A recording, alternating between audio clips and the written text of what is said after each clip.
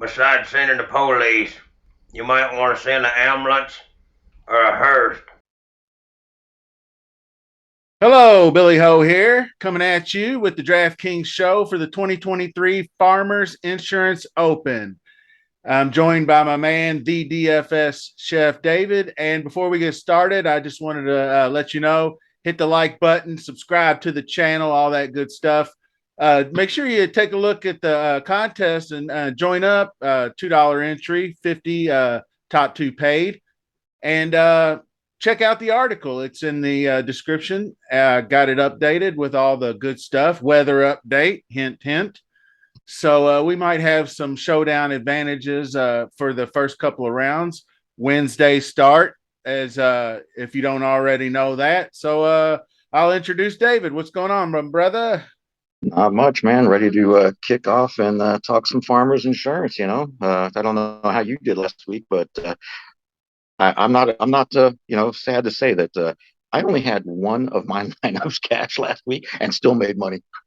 That'll get it done. I actually missed cash by about a point and a half, I think, on the my main lineups with Rom in them, and that was just disappointed, and it was largely due to him just kind of burning the edge on, oh, I don't know, half a dozen birdie putts on Sunday probably.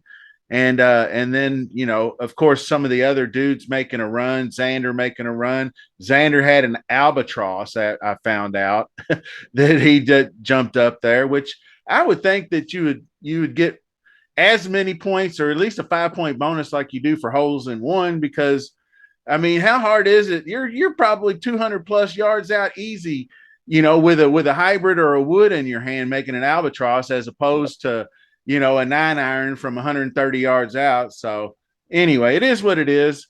Let's go ahead and get her started here, and I'm going to jump on here and let's go.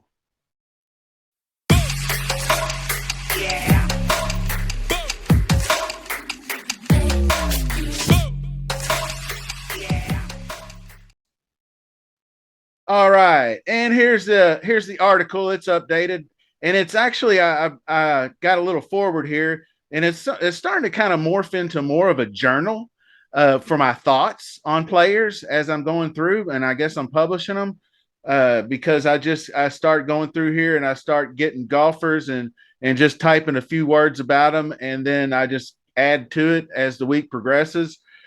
Just due to the earlier start, I probably won't have as many golfers, but I've got, the big dogs up here with the Roms and the Shoffleys and the Finals and then some of the contenders here, and contenders part two with some Jason Day. We'll probably talk a little Decky. I'm not 100 on him just yet. And I got a little section for Euro golfers. So it's a nice little it's developing into something pretty decent, I think.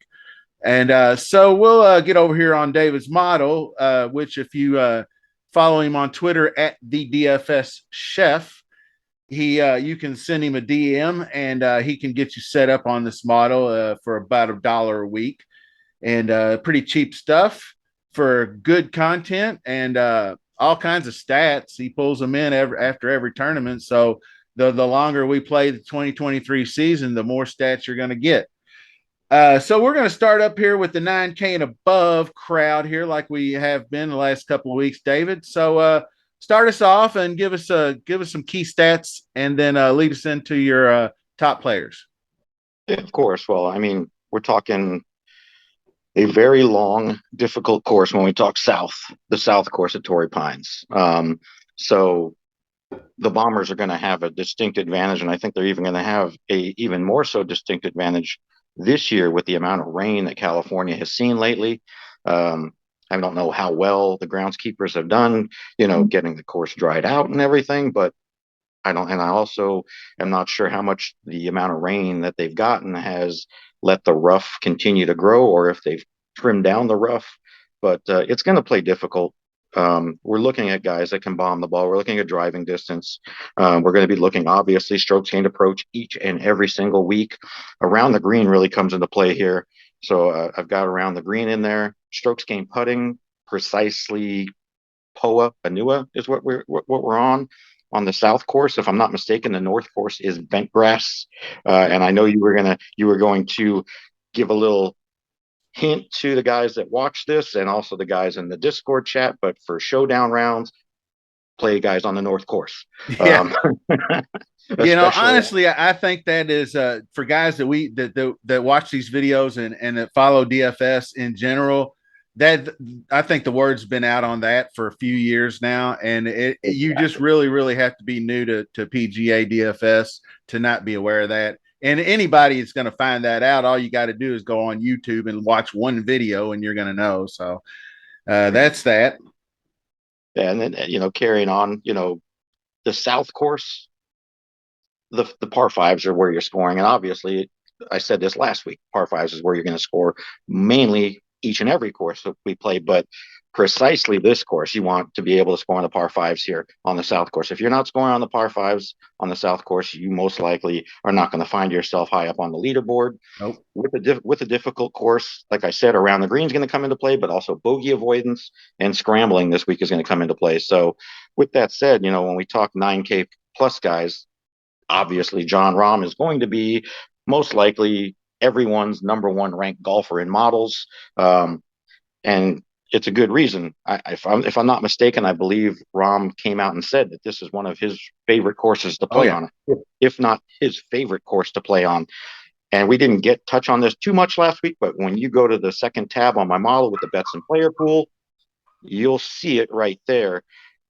Strokes gained total last 36 rounds. The difference between Rahm and Finau would be the same distance of Finau today, which isn't a huge gap. But then when you go down and look at, strokes gained total comp courses of a minimum of 12 rounds, you see a very good, sample size for Rahm. 71 rounds on the comp courses I was looking at. And the next guy is Zalatoris, who only has 24 rounds. But if you take that difference between Rahm and Zalatoris, that's the same difference between Zalatoris and Siwoo, which is a pretty good gap. So Rahm definitely is the cream of the crop this week. From what I'm seeing, again, on Rick's website, early projections on ownership, he's coming in just shy of 29% from what I'm seeing right now.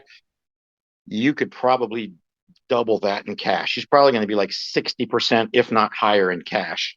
So, he's going to be the guy that you're going to want to click on. Obviously, when you click on him, it's going to lower your, total of your next golfer or for your next 5 spots. But believe it or not, when we go further down, for those people that watched or listened to the Fantasy Golf Degenerates podcast, Kenny has Rahm as one of his cash game cornerstones, but yet still managed to fit in Max Homa as another one of his cash game cornerstones. Max Homa, a Cali kid, playing some great golf right now. He did miss the cut here last year, and he's one of the guys that burned me last year because I cored him last year. And there was really only like 2 guys that cost me last year, but I still did really well here last year. Most of my lineups were all 4 out of 6, 5 out of 6, and I had a good amount of 6 out of 6 last year. But Homa definitely hurt some of my lineups last year, but he's playing excellent golf, ranking second in my model. And if I'm not mistaken, I think Kenny said that Homa actually was like ranking first in his model, if I'm not mistaken, but I could be wrong. I want to say Rahm's probably first and Homa might be second.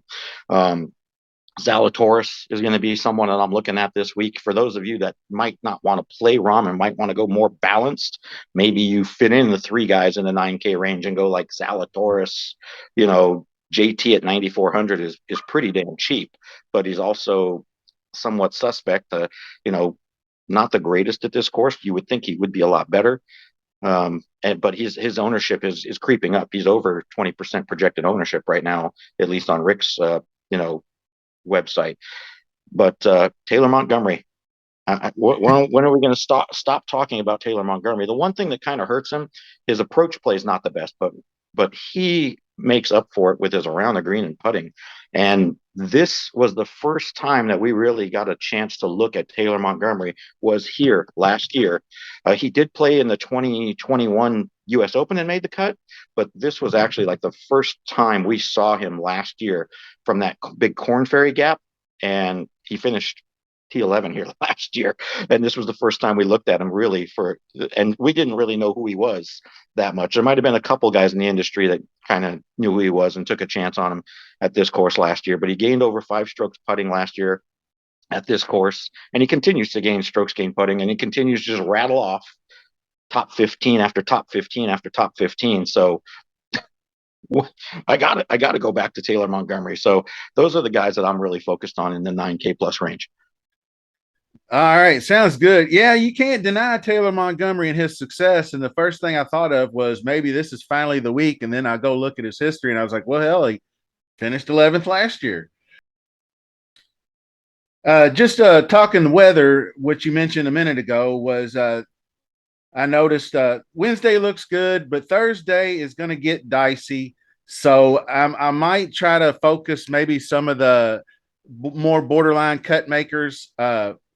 Maybe focus them on playing the South course on Wednesday rather than being stuck out there with 29 and 30 gusty winds. I don't know if it's going to steer me off of guys. I believe guys like Homa, Xander, Willie Z, all those guys will be playing the South course on Thursday, but they're just some of the best players in the world, and they can deal. A lot of these guys can deal with the wind, and the rest of the weekend doesn't look that bad either. So as long as you survive in advance, you're going to be able to. If you get your scoring done Wednesday, somebody goes out and shoots 5 or 6 under, and then they just maintain even par, they're going to be just fine for the weekend. So as far as the big dogs up top, Rom, this projected ownership is probably like 150 max GPPs. Any kind of smaller contests or single entries, he's going to be 35 to 40, and like you said, he's going to be 60 in cash. So just keep that in mind. And then if you want, but I don't know about Finau and Schauffele being this highly owned with the price discount, maybe. And probably Schauffele's getting steamed up because he played so well last week, and everybody feels good about him with the back issues behind him and everything, because he was really striking it well. But we'll see. The real tester will be when he misses the fairway to the right or left, and he ends up in this thick grass. The one thing I did notice that this year, and it kind of stems from being last week, is the cooler weather in California has caused this, like the kikuya part of the grass in the rough, to be a little more dormant. So, but then vice versa, the extra rain that they've had is going to make that grass a lot thicker too. So I imagine that they're going to have it cut down decently by Wednesday, but they won't cut it again. So come Sunday, it's going to be pretty interesting. But there's no real rain in the forecast, which is good. And the only real bad day I saw was that Thursday wind. So moving down into the more contenders, I mean, I'm with you, Willie Z. He was chasing some low scoring last week, and he was just all right at the Amex. He gained in all categories. He has the ability to gain massively off the tee and to be accurate. So he's going to be a great course fit here. He's probably going to need one or two things. He's either going to need to gain 4 to 5 strokes on approach or putt really well to be in contention. I'm still not 100% sure where his approach game is. I mean, it's obviously good, but I don't know if it's like 5 to 6 strokes, since he's made the swing adjustment. We haven't had a big enough sample size. Justin Thomas is, he's just on talent alone, he's just drastically underpriced, and he does have good finishes here every year. So, but he's not super stellar, and we all know his putting woes, but POA is his best surface. The other thing is with him is his driver can get real squirrely sometimes, and that was what did him in at, I believe, Tournament of Champions, where he lost like 3 or 4 strokes. He's just spraying it all over the place. But the guy I'm really interested in here is Sungjae Im. He's improved his finishing position every year here, all the way up to T6 last year. Solid last week with the bounce back from the missed cut at Sony. And we all have already started picking up the fact that maybe he's just not a good fit at Sony. Every other finish is looking good, top 15s. He was 18th at Amex, so he can score when he needs to. So I'm going to have some Sung Jae, Taylor Montgomery, like you said, and Max Homa is the West Coast guy. And everybody misses a cut here. So I don't care if they miss, you see a miscut, except for Rom, I guess. But there's 2018 miscut for Willie Z. That's way back in the day for him. But you'll see a 100 here on somebody, usually through here.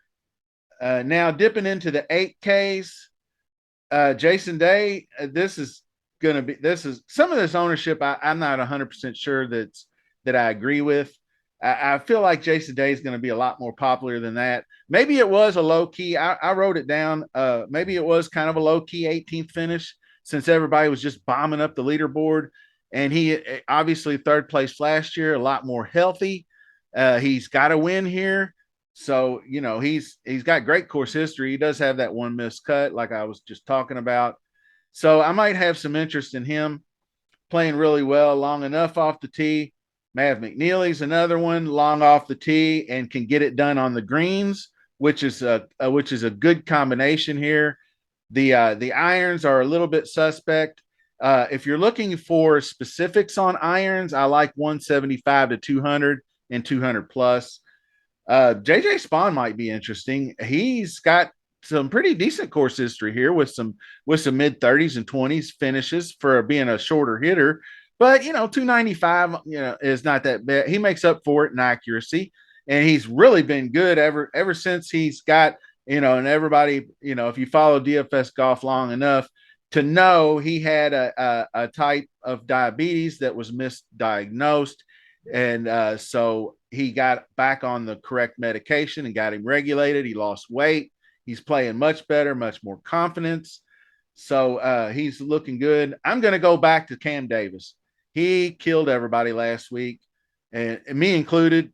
But the guy dominates par fives. He just could not make any birdies last week. It's not like he struck the ball poorly or anything.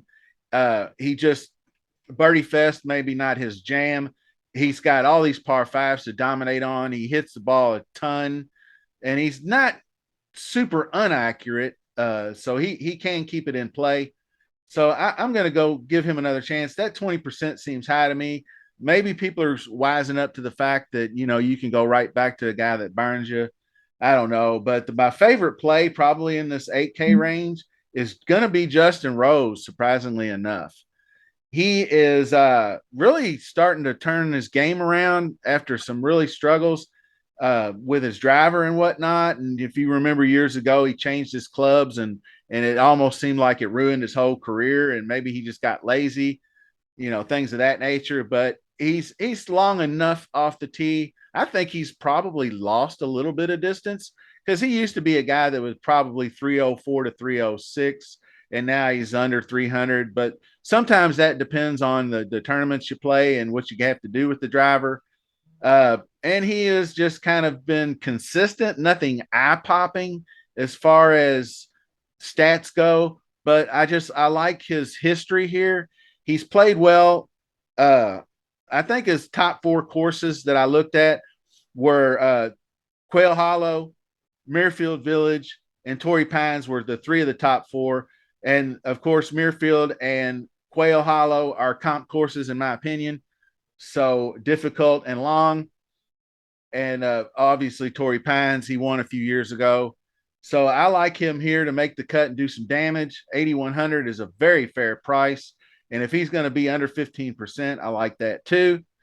I'm not sure about Buckley and List. I know List is your favorite guy. But I have Luke List on my radar, definitely, because he's just this is just too good of a course for him. Obviously, I don't like him to probably repeat as champion or anything, but he's long enough off the tee. He's got the short game around the green that he's a bit in the negative, and I think that was due to he went through a stretch at the end of last summer where he was really bad around the greens, and but he looks like he straightened that out in the fall. So I might be looking at him, and I am going to pass it over to you, David, and you kick us into the 7K range, and then I'll go 7K, and then we'll bounce back and forth like we did last week.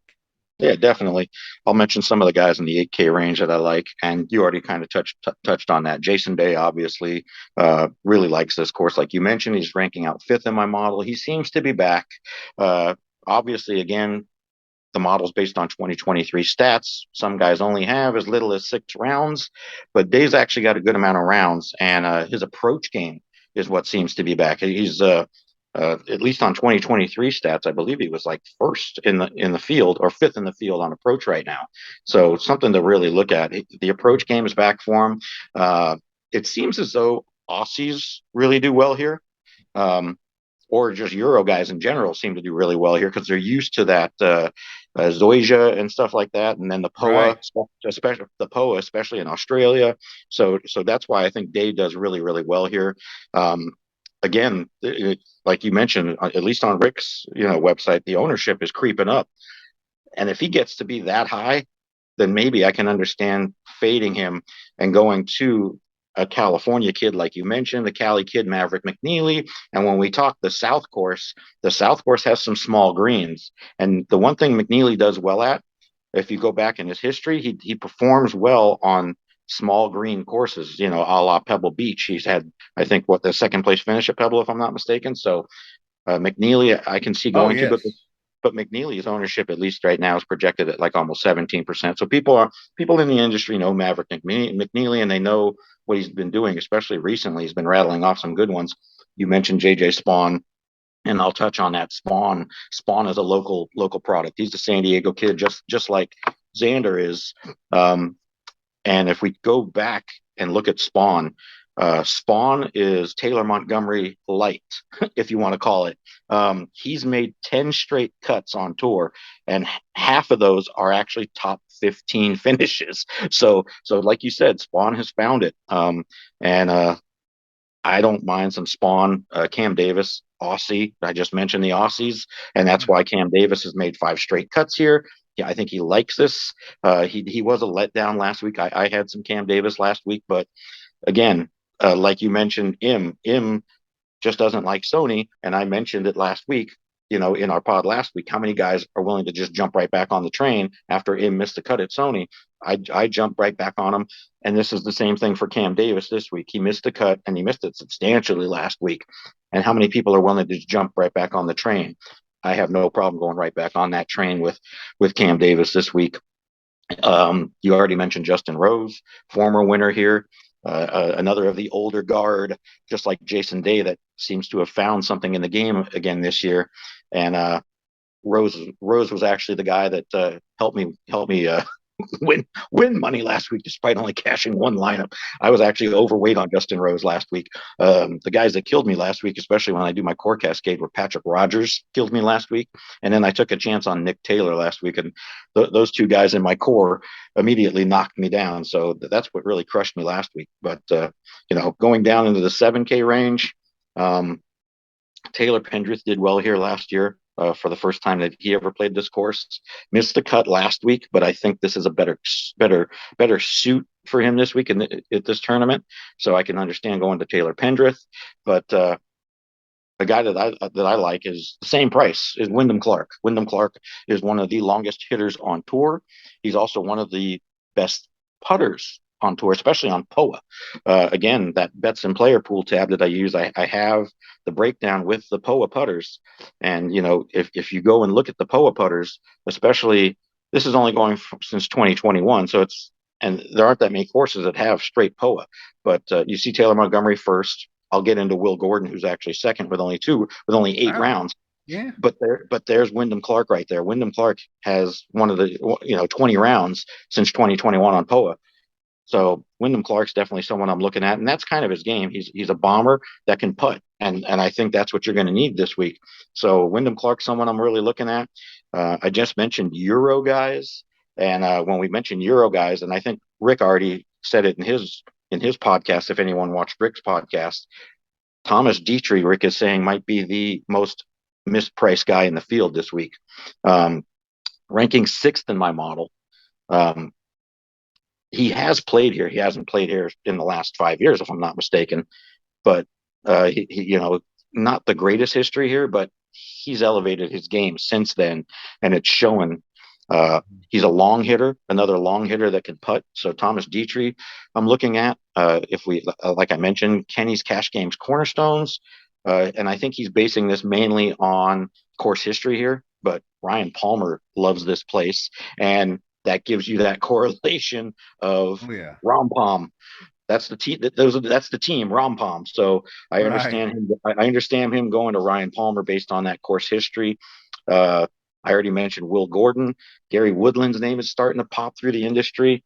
Um, so, you know, I favor Will Gordon even more than Gary Woodland, and I know that sounds crazy, but I just think that Will Gordon is playing a lot better golf recently. Obviously, when you look at name recognition, Woodland is the better golfer long term, but at least recent form, I prefer Gordon. When we talk West Coast swing, we always have Brendan Steele's name in the mix. Ben Griffin, Kenny's last cash game cornerstone that he had this week. So Mm-hmm. Ben Griffin's playing some great golf. This is his first time playing here. So that could be something to look at, but you got to go based off of his recent form. Uh, when we talk approach, and another, I think I'm pretty sure he's a Cali guy, is Matthew Neesmith. That's someone I might be looking at this week in some GPPs. But the one name exactly at 7K flat, and he's playing some great golf recently, and he's actually, I think made the cut here every year that he's played here. Last year wasn't great, but he's playing some good golf right now, and he's a long hitter. Joseph Bramlett is a guy that I'm looking at 7K flat. All right. Yeah, I actually have a Bramlett on my radar as well, and I'll just file it right back up where you left off here. Uh, he's interesting. The only thing that bothers me is his putting can really be bad. So that's, he can really bleed strokes putting, but the dude can rip it off the tee.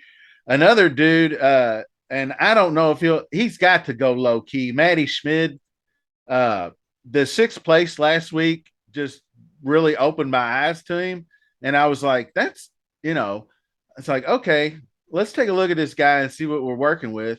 And of course, the dude just absolutely rips it off the tee. But what I like about him, let's see if I can get him on here real quick. Schmid.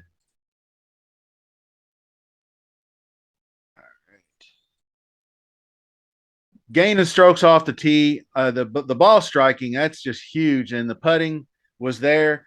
But his going over to the cheat sheet, he was a lot for somebody that has a let's see, bear with me, just there we go, 315 and 63.8% on the accuracy rating, which is amazing for a guy that usually you see these Euro dudes and they're all sub 60 easily, in the mid 50s and worse, like Callum Tarrant and other guys of that nature.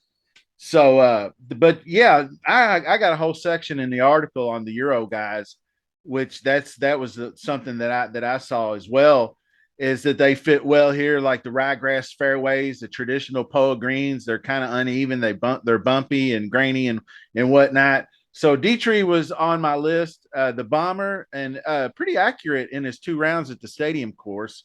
Uh, he is an excellent Poa putter, and his both the birdie or better percentage and the bogey avoidance are top 5 in the last 24 rounds. The other guy is Kurt Kitayama, who was not good at Sony. He's long off the tee. These dudes, they're all long off the tee, and then they're all not super accurate, but they can score. The thing I liked about Kitayama is going in his past form was that second at the CJ Cup, which was at Congaree, which is a long course. The birdie or better wasn't quite there, and the off the tee game is not exactly super accurate, but he's got the around the green, and the total tee to green was top 10 in my model. The other guy, Dean Burmeister, super long Euro bomber, rinse and repeat, but he's not a very good putter. He does have a nice around the green game, but he doesn't have I don't think he has any history here as far as I could see. But if they were ranked in order, that's where I got him: Dietrich, Kitayama, Burmeister. But Garrett Higo at 7,200 we all saw, if you watched the golf on Sunday, that dude absolutely hit the back nine and ripped off 7 straight birdies to shoot a 63. He was killing it. So I don't know if people will see that and go, oh, yeah, let's play Garrick Higo. But he also, if you remember, a few years before that in the Palmetto tournament held at Congaree, he won it. So that's a tough around the green and tough putting, undulations, tricky. So that's what I liked about that correlation with Congaree.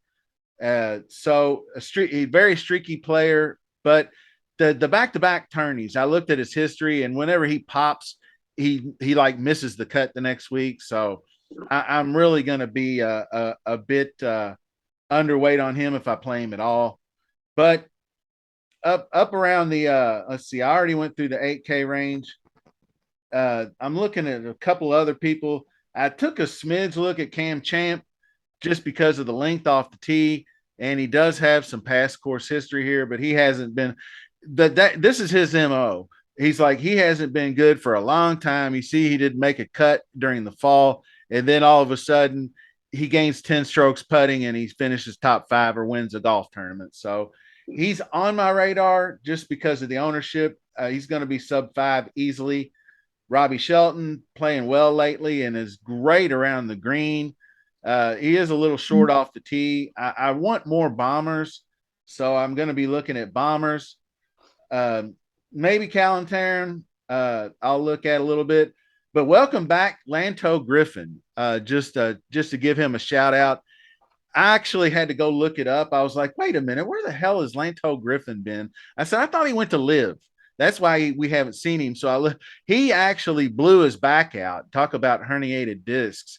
He had to have surgery, and I think it was somewhere around John Deere last year or somewhere in that neighborhood. But he had to have surgery. So he played a Corn Ferry event, I believe, and made the cut, but he wasn't real great. So if he wasn't coming back off of this injury, you can see his course history. I would really like to play him. maybe he surprises us. I don't know.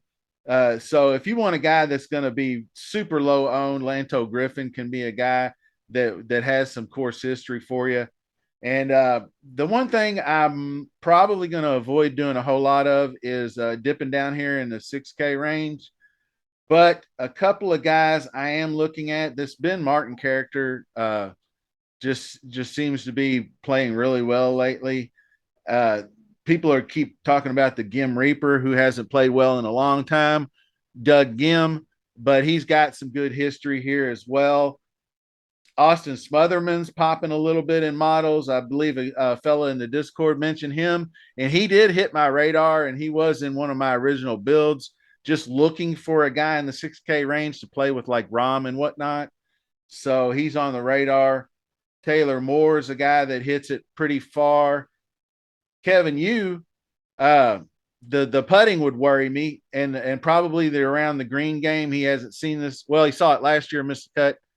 So not 100% on him, but he can score. So if he goes out on the North Course or something and shoots like a 65, you're probably going to get him through the cut. Garnett's a guy I like to play sometimes. I'm just tossing names out. There was somebody, I heard this name in the Discord, the Taiga Simikawa, which is half a Morikawa.